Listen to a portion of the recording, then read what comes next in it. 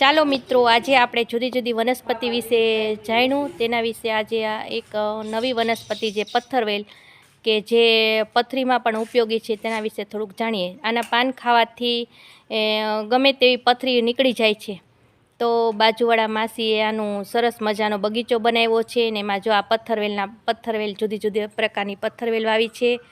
અને આ પથ્થરવેલના પાન ખાવાથી ગમે તેવી તમારે પથરી હોય તે નીકળી જાય છે. કેવી રીતે માસી ખાવાની? એ લવણા સાકરની કણી બે ત્રણ કણી નારે ખાય ને તો સારું રસ ઉતરે એમ.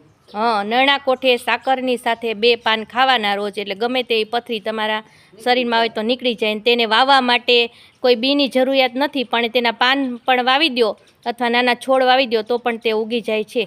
અને પથરીના રોગોમાં તો જુદા જુદા કેટલા પ્રકારની દવા હોય તો છતાં પણ તે પથરી મળતી નથી. પણ આ પાન ખાવાથી મને મારો ખુદનો અનુભવ છે કે ગમે કેટલી મોટી મોટી પથરી 10 mlની ને 15 mlની પથરી હતી તે પણ નીકળી ગઈ છે.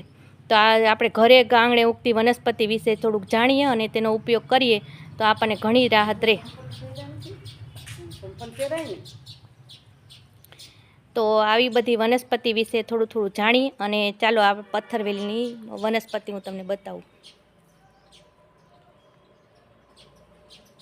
જેને મોકલીને રોપડાઈ જોઈ બચારાને તે જે કુચારે લે અહીંથી મોકલશું. અરે તો સુરત જાય છે પાન બધે 2-3 વાર ઓલ કાળું ભાલાળા એ 2-3 વાર તો સુરત મોકલે. બાપુ લઈ જાય, બાપુ મોકલે છે બસમાં.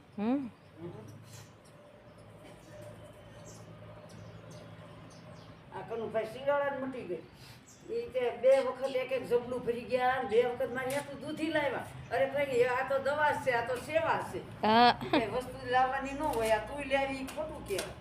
પણ એ તો તમે આટલું બધું બધાને ઉપયોગી થાવ છો. નહીં તો દવા લેવા જાય આપણે, દવા એક સોનોગ્રાફી કરે ત્યાં 700 રૂપિયા થાય છે. સાચી વાત છે, પણ હું થાય અને બીજી બધી દવા આપે તો 2-3 હજાર રૂપિયા ઈ થાય. હોય તો લઈ જાય, કાઢી દેશ તું તારે. હાવ ફ્રીમાં તમે બધાને સેવા કરો છો, એ ખારું જ કામ છે. સેવા એટલે જો હાલતી થઈ ગઈ, મારે હારામ હારી થઈ ગઈ, કાંઈ વાંધો નથી.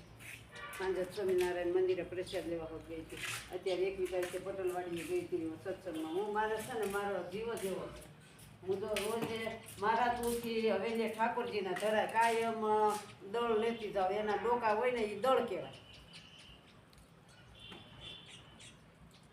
પણ તમારે એવડો હોતો આવો છે. કોકને બિચારા પેટમાં દુખતો હોય, માથું દુખતો હોય તો બાંધે એવડા બી લઈ આવીશું, એવડી લઈ આવીશું એક ઠેકાણેથી. એ વાવવું છે, પાછળ વાવવું છે.